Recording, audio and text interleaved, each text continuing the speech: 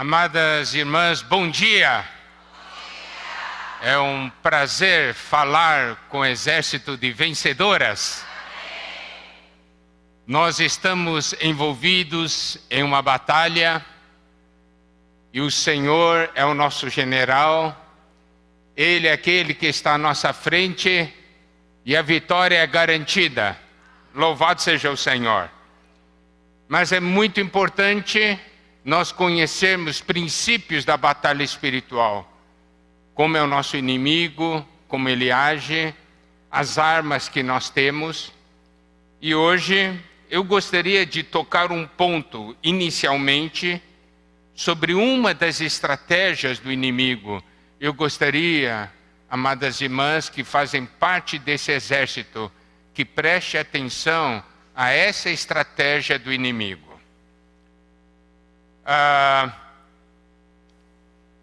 Em Marcos, capítulo 9, versículo 17 e 18, nós temos o caso daquele filho lunático, em que então o pai traz o filho para ser curado e os discípulos não conseguem. Vocês sabem como é a história.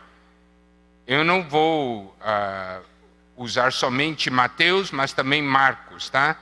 Então, Marcos capítulo 9, versículos 17 e 18. Marcos capítulo 9, versículos 17 e 18.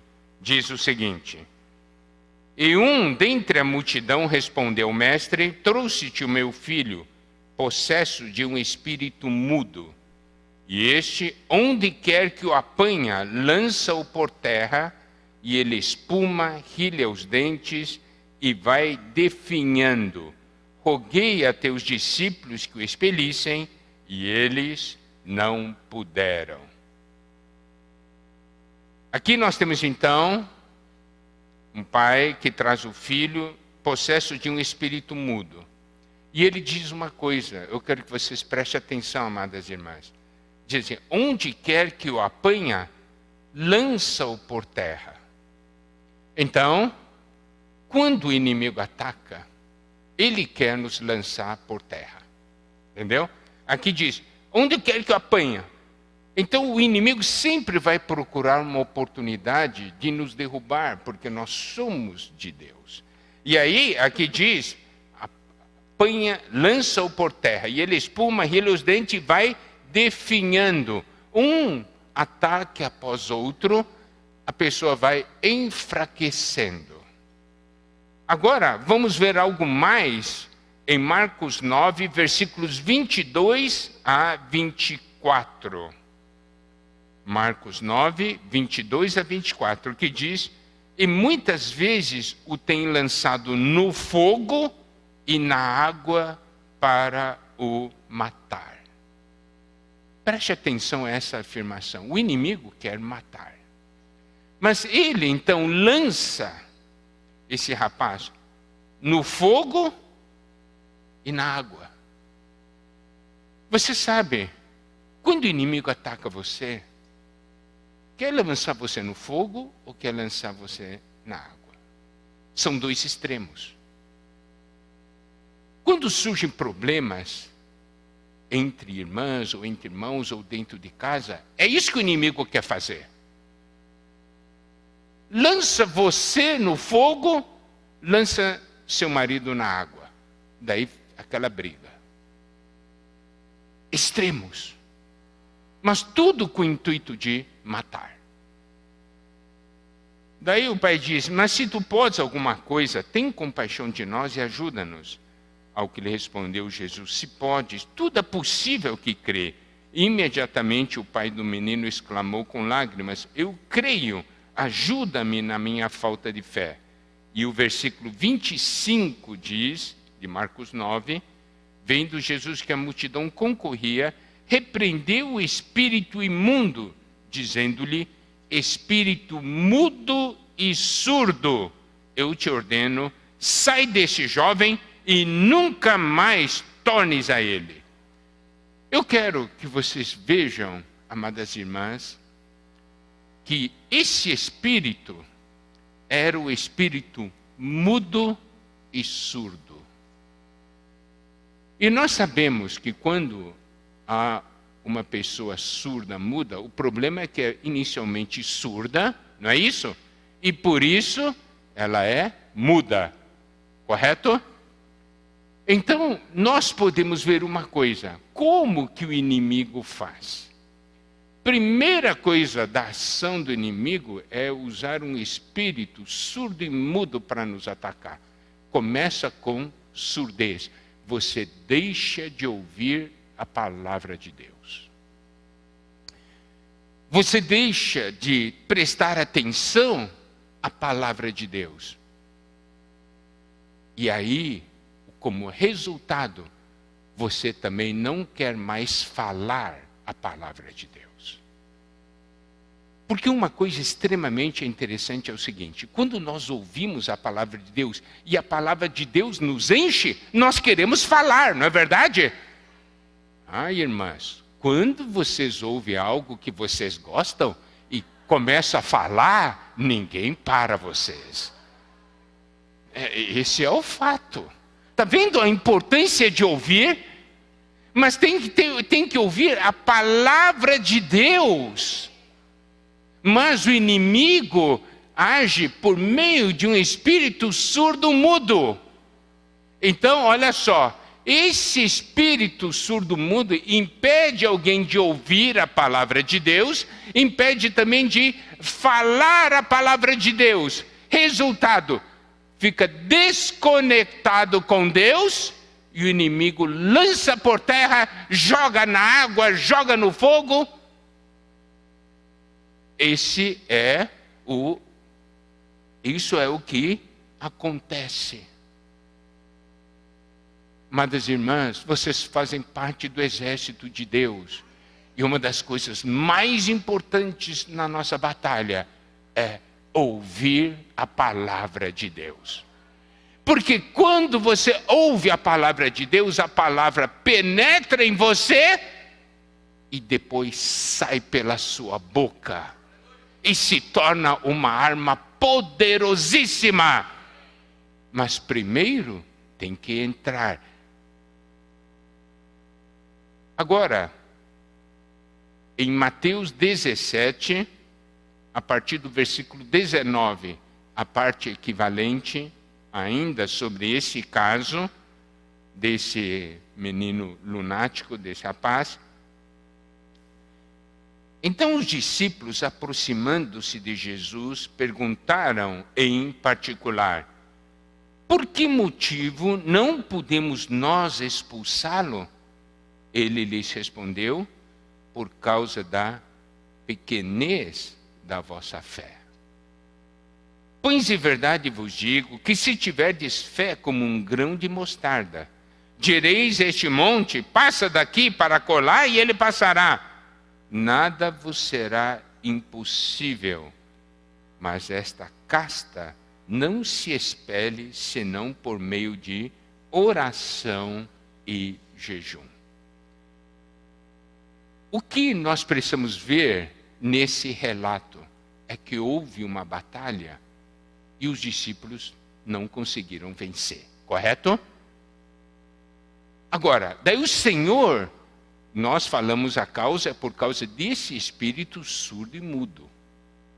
E o que esse espírito fazia com esse rapaz?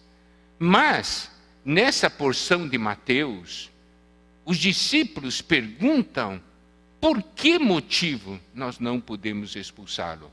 E aqui fala: por causa da pequenez da vossa fé. Aí nós percebemos algo muito importante, que para a batalha nós precisamos de fé. Correto? Se a nossa fé é pequena, nós temos dificuldade em vencer. Então, olha essa questão da importância da fé. Nós temos que crer no nosso general, nós temos que crer nas armas que o general nos dá, nós temos que crer nas palavras do nosso general, nós temos de crer no poder do nosso general, na estratégia do nosso general.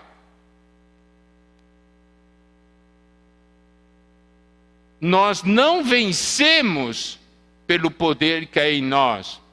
Nós vencemos pelo poder do nosso general. É o poder de Deus. Então, a importância aqui de termos fé. Mas, o Senhor acrescentou outros 2 pontos. Esta casta não se expele senão por meio de oração e jejum. Então, nós temos 3 pontos. Fé, oração e jejum. Isso é importante para a batalha. A questão do jejum significa o quê? A questão do jejum significa uma dependência absoluta e uma entrega absoluta. Nós não queremos outra coisa, a não ser o que o Senhor quer. Correto? Alimentação é algo importante para nós. Eu não quero comer. Eu quero a vitória do Senhor. Isso é importante. Eu não quero comer. Eu quero que essa pessoa seja salva. Não é? Eu não quero comer. Eu quero que o Senhor restaure a minha casa. Isso é o quê? Estamos falando para Deus, nada mais me importa a não ser o seu interesse na minha pessoa, na minha casa, no seu reino, no seu mover nessa terra. E não é uma questão somente de alimento. Alimento é para o nosso corpo físico. O jejum mais importante do que o alimento físico é você ter jejum do alimento da sua alma, das coisas que sua alma gosta, correto? Diz assim, eu posso não comer, mas eu tenho que assistir minha novela. Vou te dar um exemplo, né? Então, que adianta um jejum em que você não come, mas você tem que assistir a novela? Qual que é pior, comer ou assistir a novela? Você sabe a resposta. Eu não preciso dar resposta para você. Então, nós temos que saber, dizer, Senhor, nada mais me importa. Eu estou aqui para o seu propósito. E a oração é uma entrega absoluta, conexão absoluta com Deus. Amém? Eu creio que esse relato mostra muitos pontos para nós sobre batalha espiritual. Fé, oração e jejum. Amém? Creia. Tem certas coisas, o Senhor disse, você sabe, Mateus 17, os discípulos tentaram expulsar. Em Mateus 10, o Senhor tinha dado aos discípulos poder de expulsar demônios. Não é? Mateus 10 tinha dado esse poder. Mas aqui em Mateus 17 eles tentaram e não conseguiram. Daí o Senhor disse, esta casta não se expele senão por meio de oração e jejum. Isso é importante para a batalha.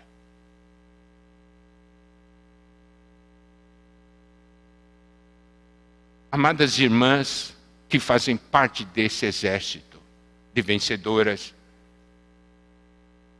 nós temos armas individuais e nós temos armas coletivas.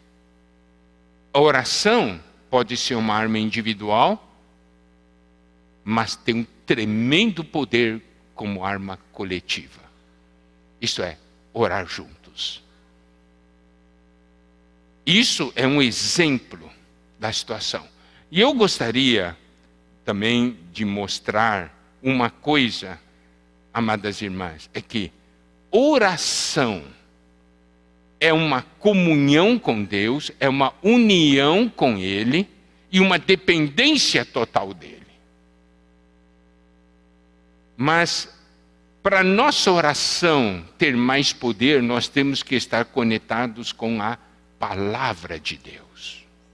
Isso nós podemos ver em Efésios 6, versículos 17 e 18. Efésios capítulo 6, versículos 17 e 18, que nos diz o seguinte: tomai também o capacete da salvação e a espada do Espírito, que é a palavra de Deus, com toda oração e súplica, orando em todo o tempo no Espírito, e para isto vigiando com toda perseverança e súplica por todos os santos. Como nós aplicamos a armadura em nossas vidas? Como é que nós nos revestimos da armadura? Como que nós usamos essa armadura de Deus que está em Efésios 6? É com toda oração e súplica. Está vendo? A nossa conexão com Deus e com a palavra de Deus. Porque aqui fala a espada do Espírito, que é a palavra. Tomai também o capacete da salvação e a espada do Espírito, que é a palavra de Deus, com toda oração e súplica. É por meio da oração que nós nos vestimos dessa armadura. Por exemplo, vou sair de manhã e dizer assim: eu quero estar revestido da armadura de Deus. Então o que eu tenho que fazer? Eu tenho que orar: Senhor, eu estou aqui. Quero, a sua verdade, a fé, a justiça, salvação aplicada. Ó Senhor, estou usando o meu espírito, certo? No espírito, com oração e súplica. E uma coisa muito interessante no versículo 18, eu quero que vocês observem, amadas irmãs. Toda oração e súplica, todo tempo no Espírito, toda perseverança e súplica por todos os santos. Todo.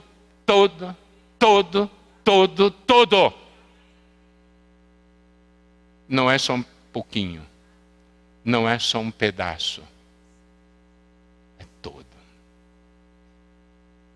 E é por isso que é importante nós vermos, essa armadura é uma armadura coletiva. Juntas, nós conseguimos isso. Não é verdade? Isso é muito importante. Mas aqui vemos a importância da palavra de Deus. Outra coisa, Apocalipse capítulo 1, versículo 16. Apocalipse capítulo 1, versículo 16. Tinha na mão direita 7 estrelas, e da boca saía-lhe uma afiada espada de 2 gumes. O seu rosto brilhava como o sol na sua força. Aqui fala do Senhor. Aqui fala dessa espada de 2 gumes que saía da sua boca, que é a palavra de Deus. Amadas irmãs, a palavra de Deus é importantíssima na batalha. Porque é arma ofensiva. Correto? É uma arma para atacar o inimigo. É uma arma para conquistar a terra. É uma arma para derrotar o inimigo. Como foi que o Senhor Jesus derrotou Satanás na tentação no deserto? Com a palavra de Deus. Se o Senhor Jesus usou essa arma, por que nós não vamos usar? E o Senhor nos mostra que devemos usar essa arma, correto?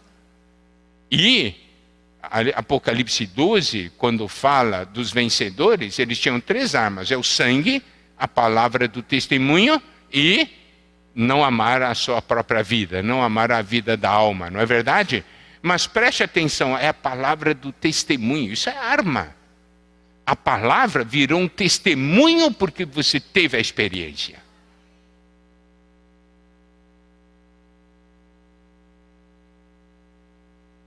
Em Apocalipse 19:15, Apocalipse 19:15 diz: sai da sua boca uma espada afiada para com ela ferir as nações, e ele mesmo as regerá com um cetro de ferro.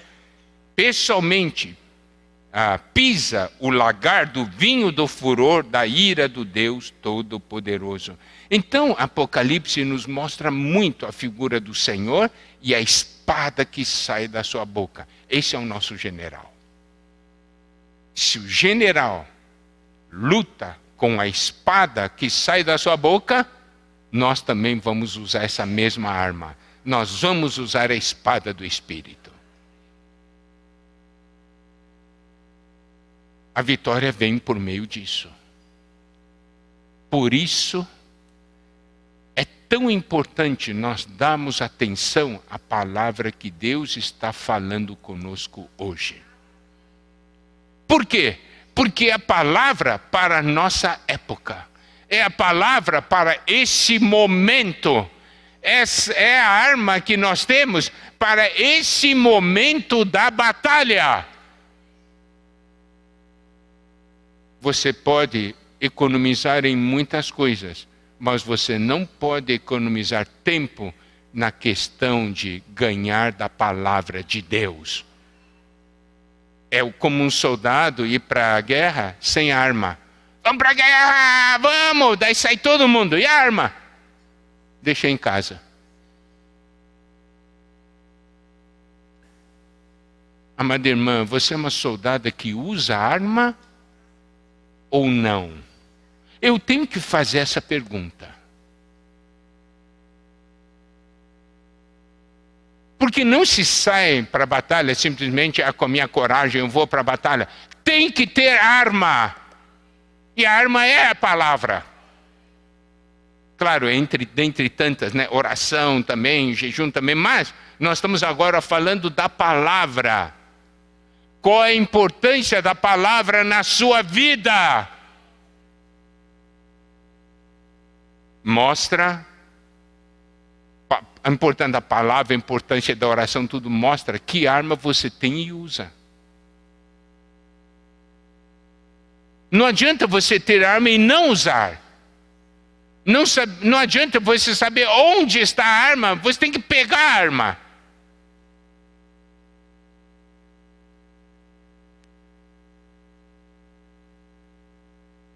Olha só, Hebreus capítulo 4, versículos 12 e 13, tá? Hebreus 4, versículos 12 e 13. Porque a palavra de Deus é viva e eficaz e mais cortante do que qualquer espada de dois gumes, e penetra até o ponto de dividir alma e espírito, juntas e medulas, e é apta para discernir os pensamentos e propósitos do coração. E não há criatura que não seja manifesta na sua presença. Pelo contrário, todas as coisas estão descobertas e patentes aos olhos daquele a quem temos de prestar contas. Eu quero contar um outro segredo sobre uma soldada do exército de vencedoras. Primeira coisa que faz é pegar essa arma e aplicar em si mesma. Por quê? Porque essa palavra penetra em nós, divide alma e espírito.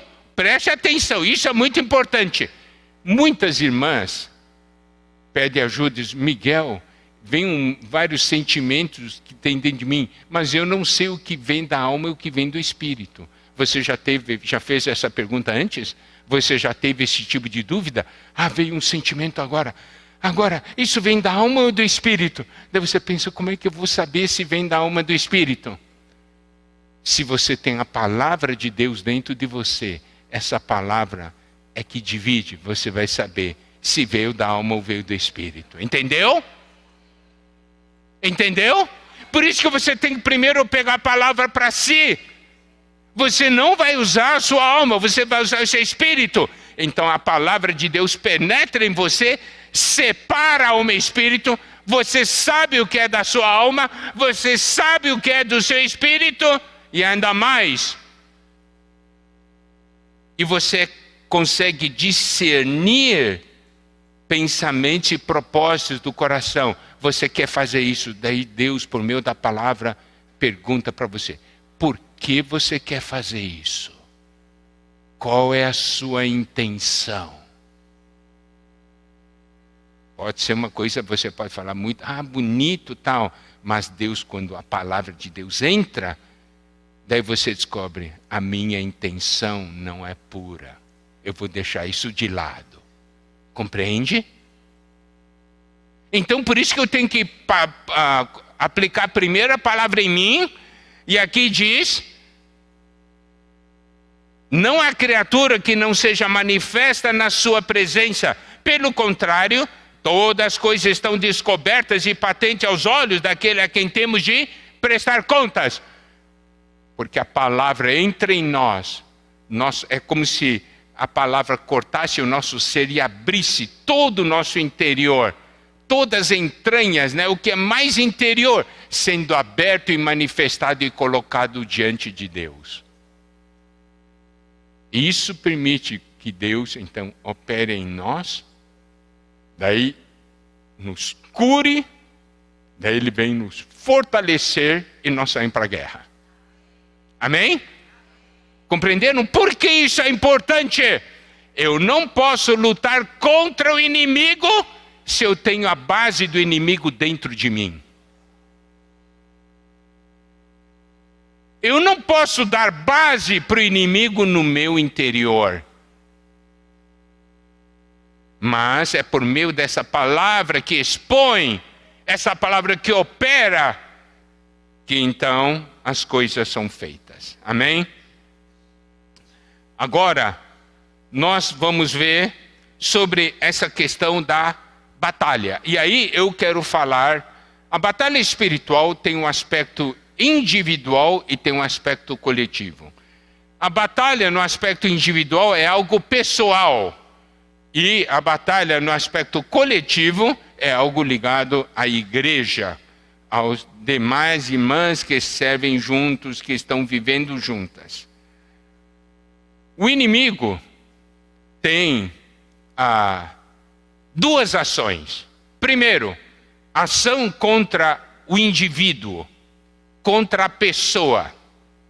E essa ação contra a pessoa visa derrubar a pessoa, visa derrotar a pessoa, visa anular a pessoa.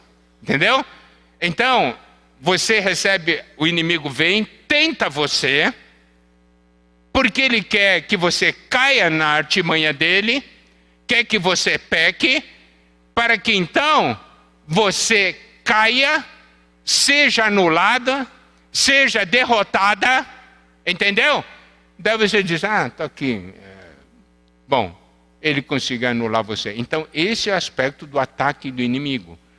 Claro, nós vamos lutar contra o inimigo, nós vamos vencer o inimigo, vencer as tentações, vencer os ataques. Isso é o aspecto pessoal. Mas o inimigo tem o ataque na parte coletiva. E o ataque na parte coletiva, dentro do enfoque do falar atual de Deus, é impedir a edificação. Por quê? Se ele conseguir impedir a edificação, ele ganhou a batalha. Compreenderam? Se ocorrer a edificação, é o fim dele. Ele é derrotado. As portas do Hades não prevalecem contra a igreja edificada. Agora, se ele conseguiu impedir que você trabalhe, coopere na edificação, ele teve vitória na sua vida. No aspecto coletivo. Compreendeu? Entenderam ou não? Eu quero que vocês tenham uma visão clara disso aqui. Porque nós estamos envolvidos numa batalha. E essa batalha, primeiro, é para a nossa salvação individual. Segundo, é para que haja edificação. Daí o Senhor pode voltar. É para que conquistemos essa terra.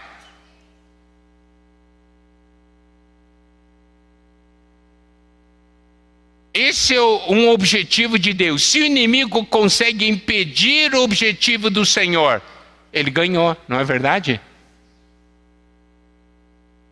Então, nós precisamos ter tal visão e revelação.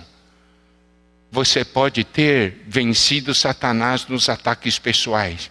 E no aspecto coletivo, amada irmã, você venceu ou não? E a pergunta se responde, essa pergunta se responde uma coisa: você participa ou não participa da edificação do corpo de Cristo? Se você participa, você tem a vitória nos dois aspectos, pessoal e coletivo. Se você não participa, mas você está vivendo uma vida espiritual boa, entre aspas, você só tem um aspecto pessoal, mas foi derrotada no aspecto coletivo. Mas nós estamos falando de um exército de vencedoras. E as vencedoras vencem no aspecto individual e coletivo. Sabe que Satanás tem mais medo? É que cada uma de vocês se levante e participe da edificação. É isso aí. É isso que Satanás tem medo. Eu quero saber se agora, logo no final desse encontro, né, Satanás vai estar tremendo ou não. Vai estar tremendo ou não? Vai? Tem certeza? Nós temos quantas irmãs aqui? 530? É 530, né? Olha só. Satanás debaixo dos pés de 530 irmãs.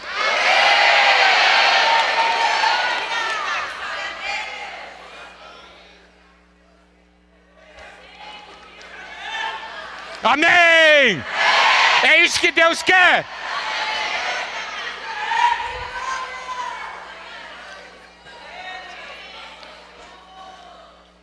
E olha, a palavra de Deus é muito importante.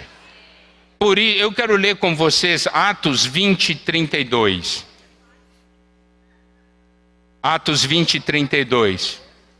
Diz assim: agora, pois, encomendo-vos ao Senhor e à palavra da sua graça, que tem poder para vos edificar e dar herança entre todos que são santificados.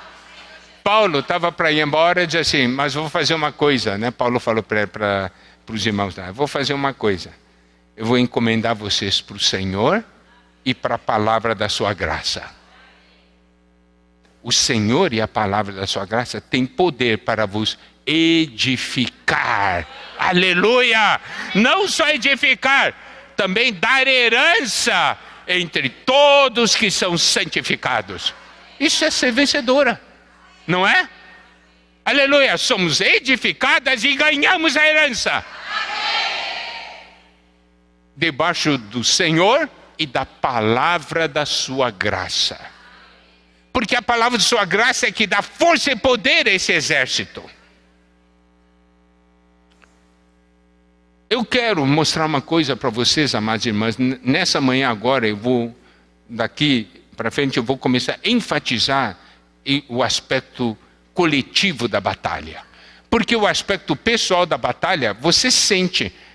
Hoje eu fui derrotado por Satanás, aleluia, hoje venci e tal. Mas o aspecto coletivo é uma coisa que muitas vezes nós não percebemos e que precisamos perceber. Tá? Precisamos perceber. Olha só. Qual é o objetivo de Deus? Hoje, dentro da palavra atual, é edificação. Então, a batalha é para que possamos ter edificação. Correto? Estou definindo de modo prático. Se temos edificação, nós estamos ganhando. Se não temos edificação, nós estamos perdendo. Agora, olha só. O que é batalha? Vamos ver alguns exemplos na palavra de Deus, para que possamos ter a figura, a visão da batalha, tá? Atos 20, 31.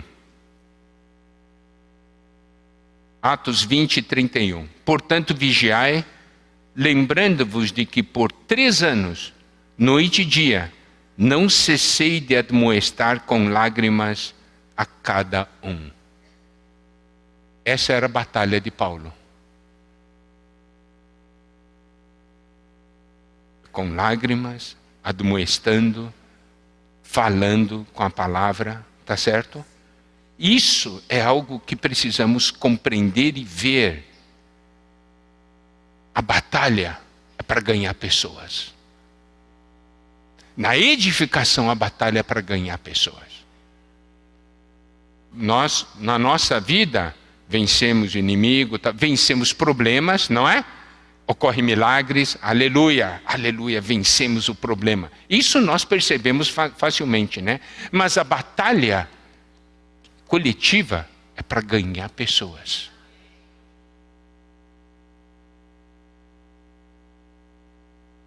Vitória é alcançar o objetivo. Como você define a vitória? Alcançar o objetivo. Se você alcançou, teve vitória. Se não alcançou, não teve a vitória. Agora, eu quero ler com vocês Isaías 61, versículos 1 a 4. Aliás, 1 a 2 primeiro, tá? Isaías 61, versículos 1 a 2. O Espírito do Senhor está sobre mim, porque o Senhor me ungiu para pregar boas novas aos quebrantados, enviou-me a curar os quebrantados de coração, a proclamar libertação aos cativos e a pôr em liberdade os algemados, e a pregoar o ano aceitável do Senhor e o dia da vingança do nosso Deus, a consolar todos os que choram. Eu quero falar agora o que é uma soldada do exército de vencedoras. Primeira coisa, essa soldada tem o Espírito do Senhor. Isso, esse é o fundamento. Esse é o fundamento. Tem o Espírito do Senhor. Então, olha, diz: o Espírito do Senhor está sobre mim. Mas esse Espírito que está sobre mim não é um Espírito estático, é um Espírito dinâmico. Por quê? Porque aqui diz: porque o Senhor me ungiu. O Espírito em nós vem nos ungir. O que é ungir? O que é a unção do Espírito? É o Espírito se mover no meu interior. Aleluia, eu tenho Espírito em mim, tenho Espírito em você. Cada soldada do exército tem o Espírito do Senhor e esse Espírito se move. Isso é fundamental. Esse Espírito se move e quando esse Espírito se move, o resultado é que aqui diz, ó, me ungiu para quê? Então essa unção, esse mover do Espírito tem uma meta. Eu vou dizer uma coisa, o Espírito em você tem uma meta. Porque você faz parte do exército de vencedoras. E o Espírito se move em seu interior porque tem uma meta. Porque você faz parte do exército de vencedoras. E aqui diz, me ungiu para pregar boas novas aos quebrantados.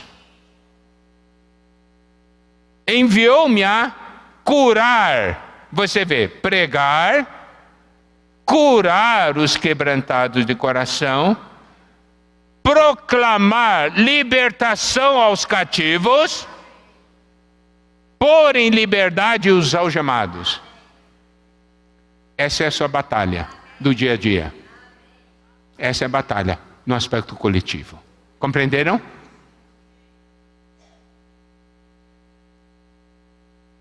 Essa é a função do exército. Daí, se você perguntar para Deus, Deus, o que o seu exército faz? Esse meu exército prega as boas novas, cura os quebrantados, proclama a libertação e põe em liberdade os algemados. E quem recebeu o dano? Satanás. Certo? Por quê? Porque esses quebrantados de coração, esses cativos, esses algemados, estavam todos debaixo do poder dele. E porque nós agimos sendo um com o Senhor, agora são do Senhor. Não é? E aqui diz, e a pregar o ano aceitável do Senhor e o dia da vingança do nosso Deus. Eu quero ler com vocês agora Lucas 4, tá? Isso aqui, depois eu volto ainda para essa porção de Isaías. Lucas 4, a partir do 16 até o versículo 20. Tá bem? Lucas 4, de 16 a 20. Diz assim: indo para Nazaré, onde fora criado, entrou num sábado na sinagoga, segundo o seu costume, e levantou-se para ler. Então lhe deram o livro do profeta Isaías, e abrindo o livro, achou o lugar onde estava escrito, exatamente essa porção que nós acabamos de ler, né? O Espírito do Senhor está sobre mim, pelo que me ungiu para evangelizar os pobres, enviou-me para proclamar libertação aos cativos e restauração da vista aos cegos, para pôr em liberdade os oprimidos e apregoar o ano aceitável do Senhor. Daí, versículo 20, preste atenção. Daí ele fecha o livro. Tendo fechado o livro, devolveu ao assistente, sentou-se. Todos na sinagoga tinham os olhos fitos nele. Então passou Jesus a dizer-lhes: hoje se cumpriu a escritura que acabais de ouvir. Eu vou dizer uma coisa para vocês, amadas irmãs. Primeiro, o Senhor, usou isso, aplicou isso para ele. E hoje nós somos o corpo de Cristo. Se aplicado para o Senhor, aplicado para nós também. Amém? Porque nós somos o corpo dele. Ele usa o seu corpo nessa terra. Ele tem um exército. E esse exército tem as características dele. Eu quero que vocês prestem atenção numa coisa. Ele diz assim, ele lê: a pregar o ano aceitável do Senhor, mas ele não continuou o versículo de Isaías. O versículo de Isaías tinha ainda o dia da vingança do nosso Deus, mas ele não leu essa parte. Ele leu até o ano aceitável do Senhor e fechou o livro. Isso é muito significativo. Diz, por quê? Porque agora é o ano aceitável do Senhor. Esse é o momento de libertar as pessoas. Esse é o momento. Mas, e olha só, em Isaías, quando fala, ele fala, ano aceitável do Senhor. É um ano de libertação, proclamação, libertação. Mas o dia da vingança, que é o dia do juízo, é só um dia. Um ano comparado com um dia. Olha a graça, misericórdia e amor de Deus. Segundo ponto, ele fechou. E até hoje, esse ano aceitável do Senhor está correndo. Um dia ele vai abrir de novo e daí lê o resto do versículo, entendeu? Mas está fechado por enquanto, louvado seja Deus. É o momento agora. Esse é o momento. Eu quero, amadas irmãs, ler com vocês daí, vamos continuar a voltar para Isaías 61, versículo 2 diz, apregoar o ano aceitável do Senhor e o dia da vingança do nosso Deus, a consolar todos que choram.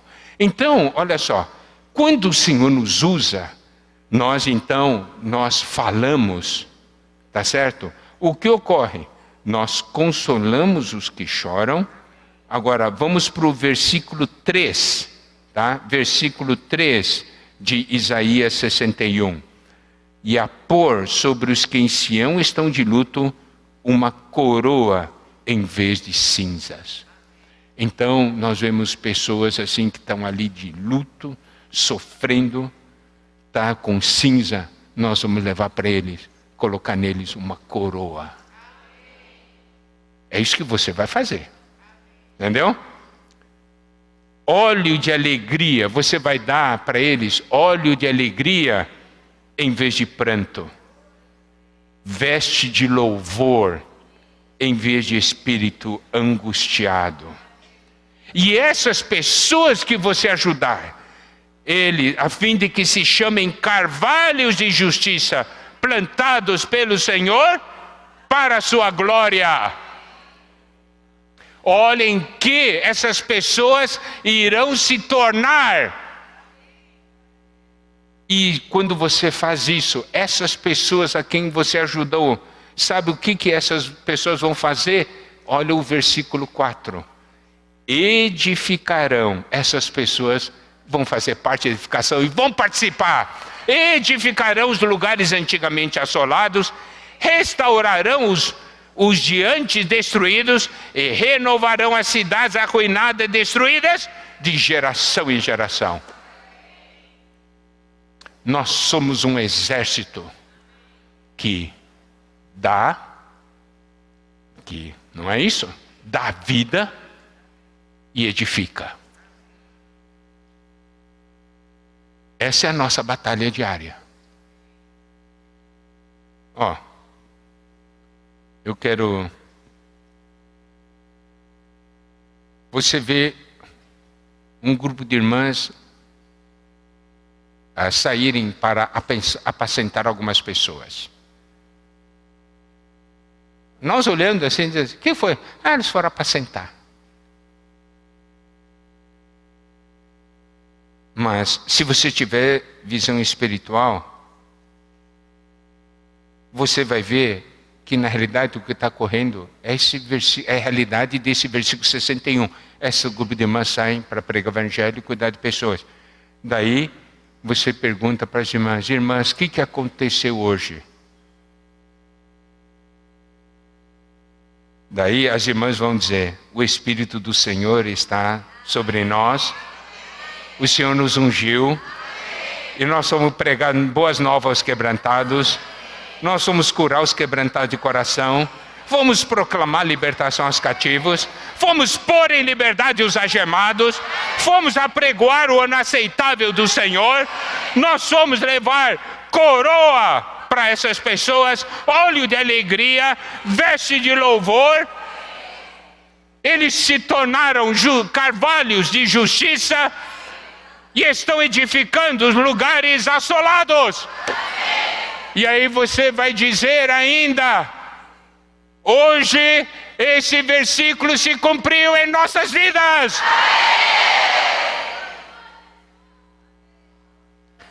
Essa é a nossa batalha.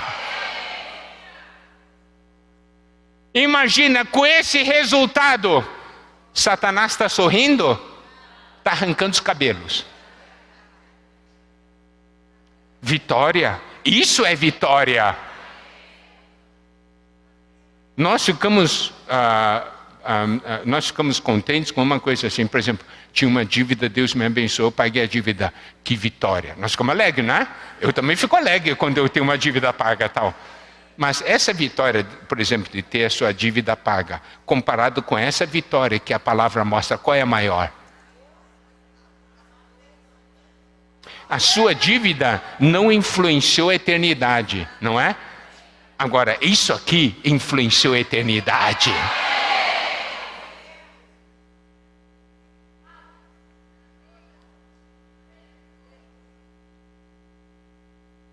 Então, cada um daqueles itens é uma batalha. Agora, eu quero ler com vocês Isaías 58, a partir do versículo 5, tá? Mas eu vou ler na versão King James atualizada, tá bem? Eu não sei se o serviço de projeção tem ou não tem, né? Então, Isaías 58, a partir do versículo 5. Diz o seguinte, nós falamos de jejum, não é? Tal, mas, então, essa é uma porção bastante conhecida, mas eu estou aplicando hoje para a batalha espiritual. Porque jejum está ligado à batalha espiritual, não é? Não é? Você jejua porque tem uma batalha, não é isso? Então, é algo ligado à batalha espiritual. Então, vamos aplicar isso dentro da visão da batalha espiritual aos olhos de Deus, não aos nossos olhos, aos olhos de Deus, tá? 58:5, começando do 5. Porventura, foi esse o jejum que idealizei? Apenas um dia separado para que o ser humano pareça contrito, incline a cabeça como junco no brejo e se deite sobre o pano de saco e cinzas em sinal de grande lamento? Ora, é isso que chamas de jejum e dia agradável a Javé? Não, nada disso. É o versículo 6. Nada disso. O jejum que desejo não é este. Olha só. Que te liberte das amarras da malignidade e da injustiça. Que desfaças as ataduras da opressão e que ponhas em liberdade os oprimidos e que despedaces todo jugo. Essa questão, pôr em liberdade os oprimidos, você pode fazer um link com perdão. Esses que você prende no seu coração, entende? É para libertar, né? Tá? Isso aqui é só uma aplicação que eu estou fazendo aqui. 58, versículo 7. Ora, não é partilhar teu alimento com o faminto, abrigar o pobre e desamparado, vestir o nu e sem teto que encontraste e não recusar tua ajuda ao próximo? Amadas irmãs, quando estamos na mão de Deus e estamos cumprindo suas ordens, as pessoas são salvas e são satisfeitas nas suas necessidades. E olha só, e não recusar tua ajuda ao próximo. Olha só, o versículo 8 é o resultado. Você faz isso, isso é a batalha. O que é a batalha? Batalha é se libertar das amarras da malignidade e injustiça, é desfazer as ataduras da opressão, pôr em liberdade os oprimidos, despedaçar todo o jugo. Isso é batalha. Partilhar o alimento com o faminto, isso é batalha. Abrigar o pobre e desamparado, isso é batalha. Vestir o nu, isso é batalha. E não recusar ajuda ao próximo, isso é batalha. Se você faz isso, o resultado dessa batalha, 58:8, quando fizeres assim, então a tua luz resplandecerá como a alvorada, e prontamente surgirá a tua cura. A tua retidão caminhará diante de ti, e a glória de Javé guardará a sua retaguarda. Versículo 9. Assim clamarás a Javé e ele te atenderá, gritarás por socorro e o Eterno te responderá: eis-me aqui. Mas isso, se afastares do meio de ti o jugo opressor, isso é batalha. A língua e os gestos acusadores, vencer isso aí, isso é batalha. A falsidade do falar, vencer isso aí, isso é batalha. 58:10, se com renúncia própria beneficiares os que têm fome e buscares satisfazer o anseio dos aflitos, isso é batalha. Resultado, então naturalmente a tua luz despontará nas trevas e a tua noite será como meio-dia, isso é vitória. Olha só, 58:11. Javé será o teu guia continuamente e te assegurará a fartura, mesmo em terra árida. Ele revigorará os teus ossos. Tu serás como um jardim regado, como uma fonte generosa e borbulhante, cujas águas nunca se esgotam. Isso é vitória. 58:12, olha a edificação surgindo.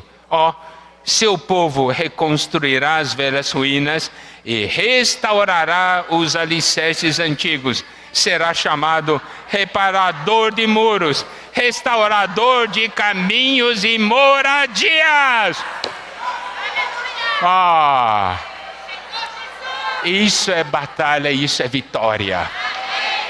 Meu encargo, amadas irmãs, é que passe a visão de Deus hoje sobre o que é a batalha. E não aquele conceito pequeno, pessoal. Nós estamos falando da vitória de Deus sobre o inimigo. Estamos falando sobre o plano dele ser cumprido. Estamos falando sobre o desejo de Deus ser realizado por meio desse exército de vencedoras.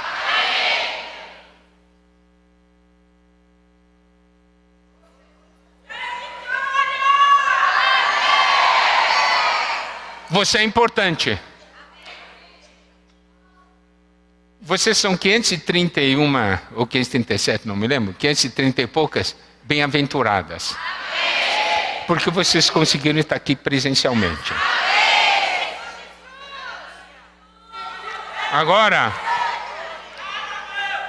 Agora, eu vou ler o que Deus quer que você faça. Tá bem? O que Deus quer que você faça. Vamos continuar na versão King James atualizada, tá bem?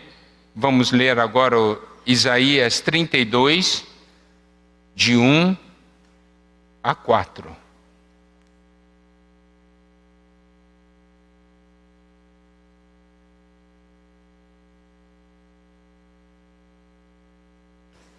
Isaías 32, de 1 a 4. Eis que um rei reinará de acordo com a justiça e a retidão. Os seus príncipes e líderes governarão conforme o direito. Isto é o nosso rei e nós somos os seus príncipes, estamos à frente, os que têm responsabilidade. Versículo 2. Cada ser humano será como um esconderijo contra o vento, um abrigo contra as tempestades. Será como correntes de água em plena terra árida, como a boa sombra de uma grande rocha em meio ao deserto. Isso é batalha. Você foi enviado por Deus para ganhar pessoas, ajudar pessoas. Eu estou falando da vitória no aspecto coletivo, está certo? Deixei isso bem claro. E você sabe o que vai acontecer com essas pessoas que estão sendo ajudadas por você? Vamos ver os versículos 13 e 4. Então os olhos dos que podem ver não mais estarão fechados, e os ouvidos do que podem escutar se abrirão para ouvir. Porque você cuida deles. Eles vão dizer, eu quero ver, eu quero ouvir. Isso é vitória. Você servir de esconderijo contra o vento, isso é batalha. Você ser um abrigo contra a tempestade, isso é batalha. Você ser corrente de água em plena terra árida, isso é batalha. A boa sombra de uma grande rocha em meio ao deserto, isso é batalha. Porque você também está debaixo dessas intempéries, dessas situações. Mas você está ali firme pelo Senhor. Por amor ao Senhor. Você está numa batalha, você sabe que Deus precisa de você.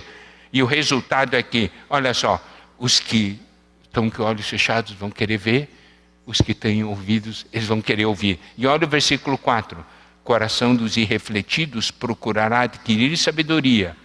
A língua dos gaguejantes falará com pleno desembaraço e com clareza. Isso é vitória.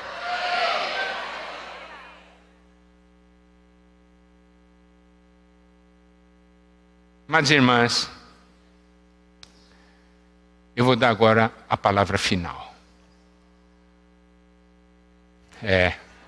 Eu acho que o que foi dado é suficiente para abrir. A gente aqui só abre, entendeu? Vocês depois têm que entrar e penetrar mais, né? Mas eu quero falar uma coisa, porque nós estamos no encontro das mulheres virtuosas, tá? Então, nessa palavra final, eu quero falar que as soldadas desse exército de vencedoras devem ter duas características que está no livro de Provérbios. Primeiramente, Provérbios 11, 16. Provérbios 11:16 diz: a mulher graciosa alcança honra, como os poderosos adquirem riqueza. A mulher graciosa não é no sentido de que, olha que mulher graciosa, é uma mulher cheia de graça. Cheio da graça salvadora de Deus, com humildade e mansidão, tá certo? Aquela que está cheia da graça de Deus. Uma mulher inundada pela graça de Deus. As soldadas do exército de vencedoras são mulheres cheias da graça de Deus. Por isso que elas podem dispensar também graça a outras. Compreendem? E esse é o segredo de vitória. Segundo ponto que Provérbios fala é de mulher virtuosa. Eu vou falar de... você sabe, né? Provérbios 31 fala mulher virtuosa, mas fala... Primeira menção é Provérbios 12:4, que diz: a mulher virtuosa é coroa de seu marido, mas a que procede vergonhosamente é como podridão nos seus ossos. Eu não vou falar de podridão nos ossos, porque nós estamos falando para vencedoras, tá certo? Mas eu quero falar da mulher virtuosa. O que significa virtuosa? Se você olhar no dicionário daí do hebraico, né, significa o quê? Força, significa exército. Sabia disso? Virtuosa significa força, significa exército. A palavra isso no hebraico, né? Isso no latim, virtus, se refere à valentia de um guerreiro. Tá? Se refere à coragem, se refere à generosidade, se refere à solidariedade. Mulher virtuosa é uma mulher forte, mulher nobre, mulher corajosa, mulher digna. Então, eu quero concluir com isso. Me defina como é uma soldada do exército vencedoras. Uma mulher cheia de graça e uma mulher virtuosa. E nós estamos no encontro de mulheres virtuosas. Uau! Aleluia! Fortes! Vocês são um exército cheio de graça! Que o Senhor abençoe todas vocês. Amém!